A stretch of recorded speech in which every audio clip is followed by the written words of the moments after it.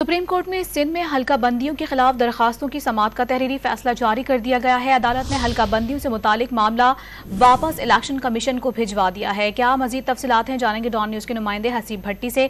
हसीब भट्टी, बताएगा तहरीरी फैसले में मजीद क्या कहा गया है?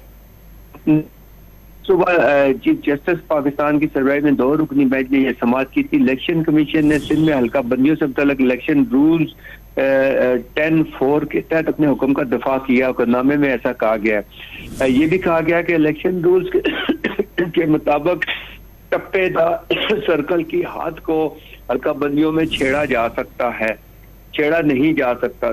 दरख्वास्त गुजारों ने शिकारपुर के 3 सूबाई हल्का बंदियां चैलेंज की। इलेक्शन कमीशन ने दरख्वास्त को ज़ादिल मियाद होने पर खारिज किया। इलेक्शन एक्ट में कमीशन में दरख्वास्त दायर करने की कोई हद मुकर्रर नहीं। इलेक्शन कमीशन को मौका दे रहे हैं कि नए हुक्मनामे से दरख्वास्त गुजार के एतराज़ात दूर करे। दूसरी सूरत में इलेक्शन कमीशन केस को सुप्रीम कोर्ट में लड़े।